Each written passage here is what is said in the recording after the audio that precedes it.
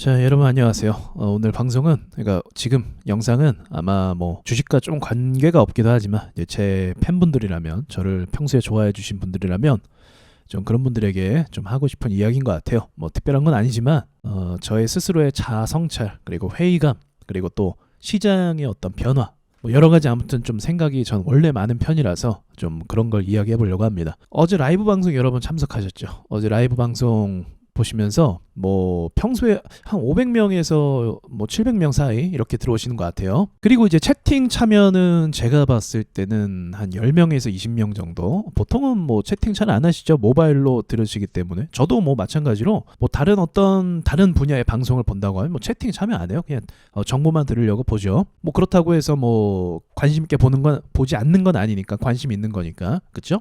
그래서 어제도 그랬어요. 그리고 어제 같은 경우 주제가 좀 심각했죠.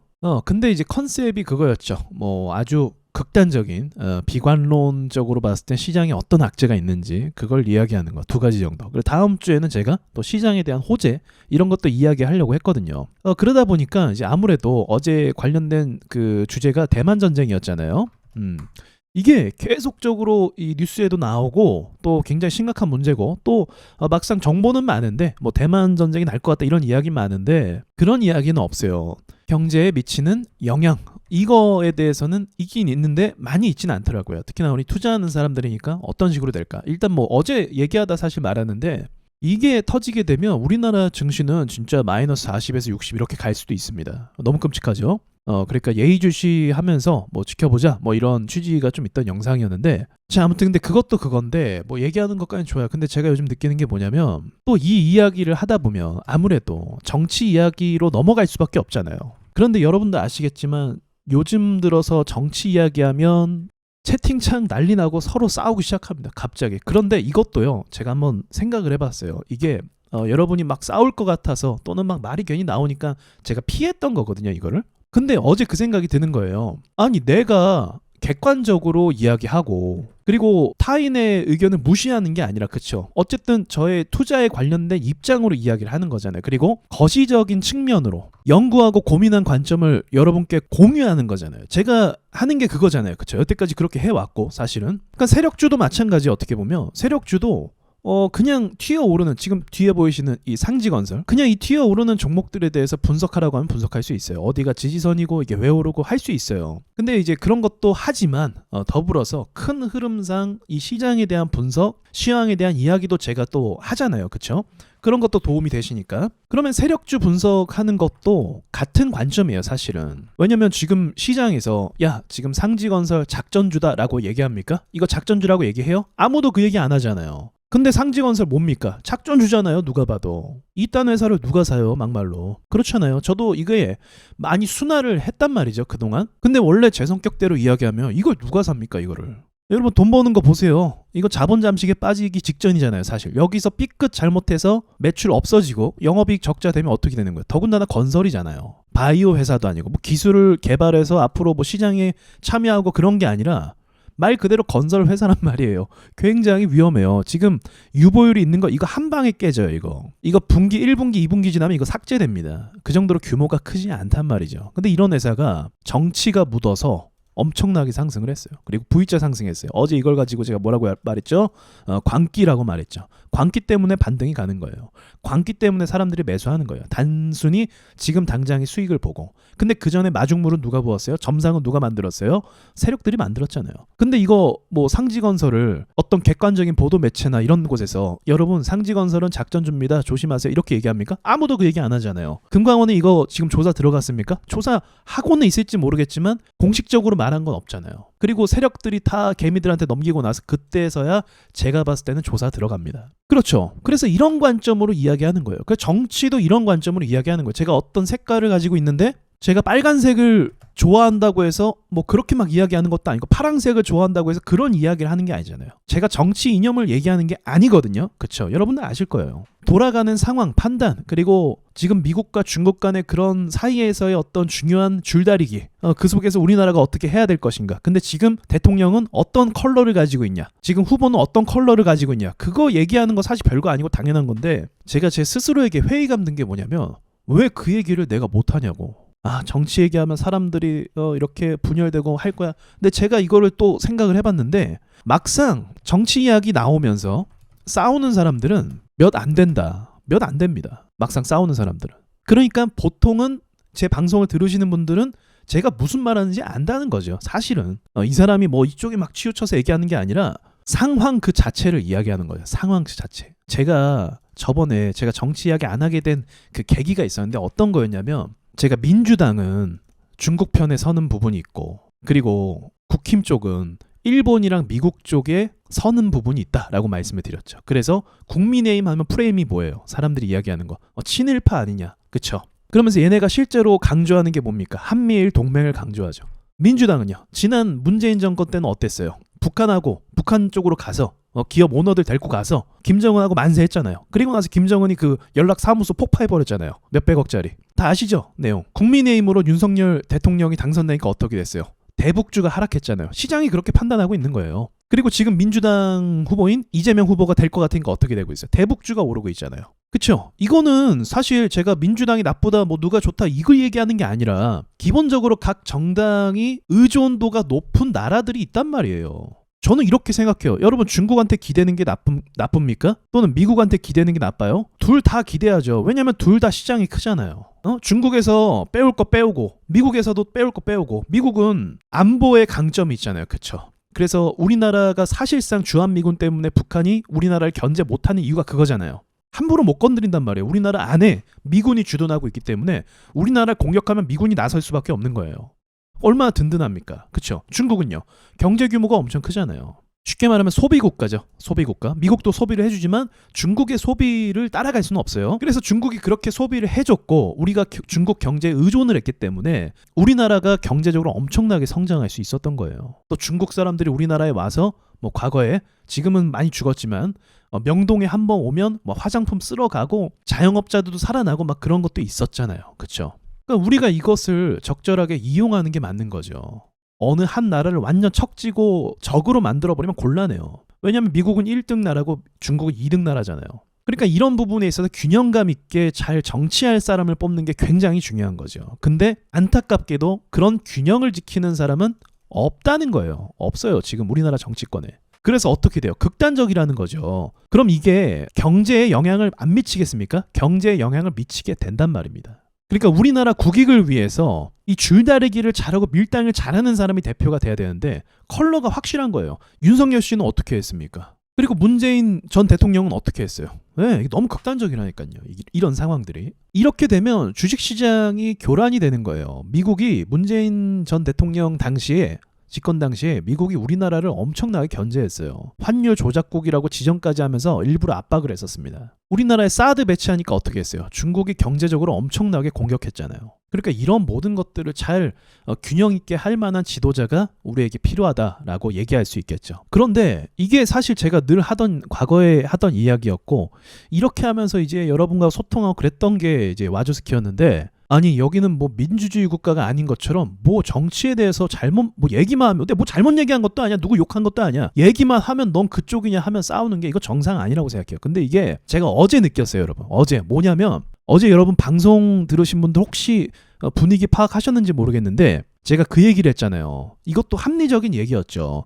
각 나라마다 중국이 주요 인사들을 로비를 하고 사람들을 포섭합니다. 정치인도 그렇고 기업인도 그렇고 군인들도 마찬가지죠. 그래서 우리나라도 지금 막 군인들이 막 이렇게 매수당하고 있잖아요. 그렇죠? 그렇다면 제가 더 나아가서 일본도 지금 먹혔네 만에 그 얘기가 나오고 있는데 간첩이 있다라고 제가 이야기하니까 갑자기 채팅창에서 난리 났던 거 보셨어요, 여러분? 간첩이 어딨냐고 하면서 채팅창에서 난리가 났다니까요. 제가 그래서 그거를 경험하고 또 뭐 이 이야기 나오니까 그런가 보다라고 생각했는데 그래서 방송 껐잖아요, 지우고. 근데 생각해보니까 그전이랑 컬러가 많이 달라진 게 우리나라 사람들이 아닌 사람들이 내 방송까지 보나 보다라는 생각이 들더라고요, 어제. 그러니까 이 얘기하면 사람을 바보 만든다니까요. 제가 바보 된 것처럼 막 얘기를 해요. 근데 제가 바보입니까, 여러분? 여러분도 아마 저랑 비슷하실걸요? 지금 투표하긴 해야 되는데 답답하지 않으세요, 솔직히? 답답하죠. 아마 제 생각에는 누구를 뽑든 간에 막 기분 좋게 뽑는 사람은 없을 거라고 저는 생각합니다. 자, 아무튼 정치에 대해서 뭐 그렇게 자꾸 태클이 걸리는 부분에 있어서 제가 어제 사실 기분이 좀 안 좋긴 했어요.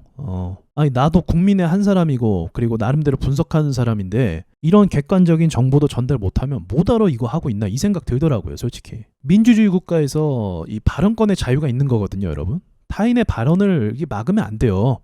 그렇게 하면 안 되고. 근데 제가 보니까 지금 이거 내가 이렇게 눈치 보면 이게 공산주의에서 살고 있는 거랑 뭐가 다른가 이 생각 들었다니까요. 어제 여러분도 그러셨잖아요. 영상 이거 지워야 될 것 같다. 그 말씀 하셨죠. 영상을 왜 지워요, 솔직히. 그렇죠. 영상을 지울 게 아니죠. 뭐 정말 제가 나쁜 말 했거나 욕을 했어요.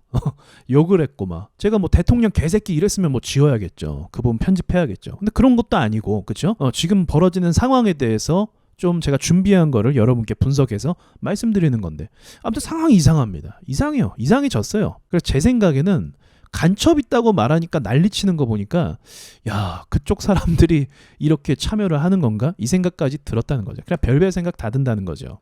아니길 바라지만 사실. 자, 그리고 이건 여기까지만 얘기하고, 요즘에요 여러분, 이 말씀도 드리고 싶었어요. 요즘 제가 얼마 전에 말씀드렸는데 요즘 대체거래소에서 사람들이 단타를 많이 하거든요. 근데 이게 참 신기한 게 뭐냐면, 대체거래소에서 갑자기 재료 있는 종목들이 반영하고 상승하기 시작하면서 정규장이 시작되니까 투매가 덜 나오기 시작했습니다.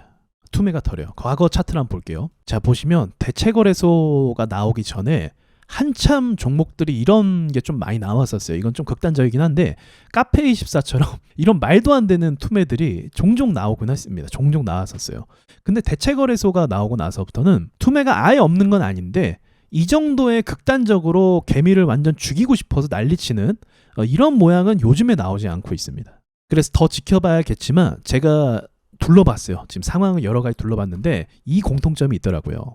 단타 잘하시는 분들 많잖아요. 그 단타 고수들이 그러니까 한 명, 두 명만이 아니라 거의 대부분이 이제 대체거래소를 이용하라고 권장을 하더라고요. 제가 보니까. 여기서 수익 날 수 있으니까. 근데 제가 봐도 수익 낼 수 있는 구조긴 해요. 호재나 재료가 있는 종목들이 대체거래소에서 잘 튀어오릅니다. 그래서 이쪽으로 이용하라고 많이 이야기를 하더라고요. 그러니까 이제 그쪽으로 또 수익이 난다는 이야기 들으니까 여러 개인 투자자들이 그쪽으로 간 것 같더라고요, 실제로. 그래서 차트들이 어떻게 돼요? 올라가게 되면, 대체거래소에서 오르면 정규장 시작하고 나서 박살이 나는 거죠. 왜 박살이 납니까?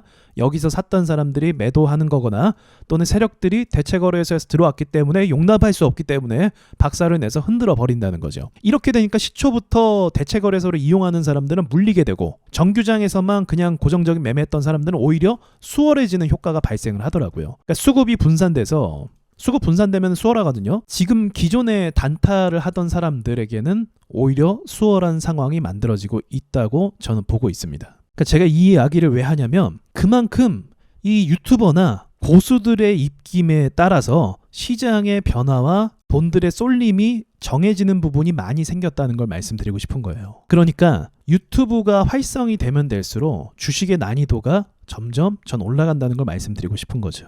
그전에는 주식이라는 게요, 여러분, 주식 유튜버가 이게 비주류였어요. 사실 구독자가 그렇게 많지도 않고 조회수가 많이 나오지도 않았어요. 제가 오래전부터 했잖아요. 8년 전부터 했던 것 같은데 굉장히 오래전부터 했잖아요. 그냥 조회수도 많지 않은 분야였고, 섹터로 따지면 그런 섹터였고, 주식에 좀 고인 사람들 있잖아요. 중독자들이라고 해야 될까요?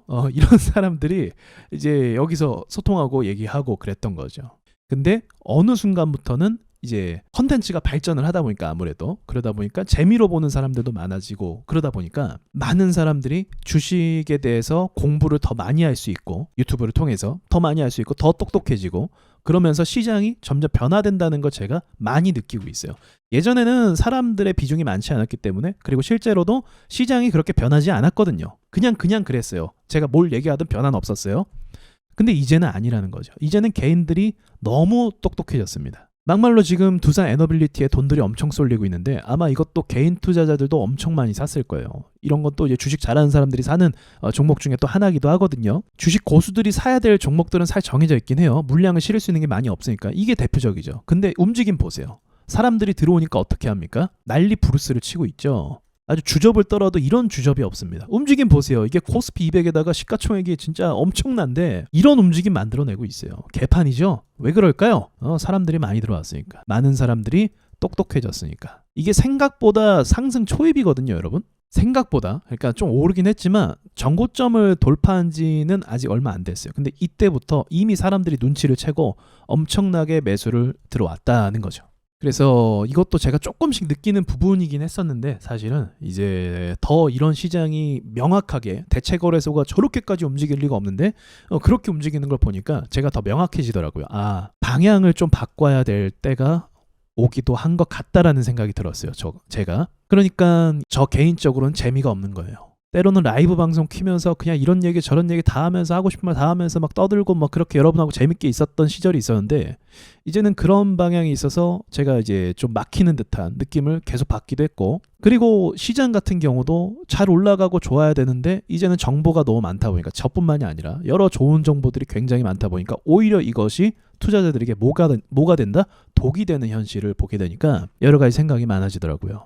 주식은 진짜 안타까운 게 뭐냐면 모두가 다 이길 수 있는 시장이 아닌 것 같아요. 여러분도 느끼시죠? 예, 사람들이 많이 몰렸다 싶으면 이젠 속도가 더 빨라진 거죠. 정보의 공유가 더 빨라지고 그러다 보니까 더 많은 사람들이 빨리 공유가 되고 빨리 눈치를 채고, 그리고 주식 잘하는 사람들도 점점 많아지고 있어요. 그러다 보니까 난이도가 더 올라가는 거죠. 그래서 이번에 정치주가 그렇게 난리 부르스를 쳤나 봐요. 자, 아무튼 오늘은 그냥 저의 속마음을 이야기하는 시간이었습니다, 여러분. 분석도 분석이지만 요즘 이런 생각을 갖고 있다는 거 여러분도 알아주셨으면 좋겠어요. 사람이 사람 사는 듯한 맛이 있어야 되고 또 재미도 있어야 되는데 요즘 그 부분을 좀 많이 놓치는 것 같다고 제가 생각이 듭니다. 자, 여러분 좋은 주말 보내시고 나머지 하루 잘 보내시고 이상 마치겠습니다.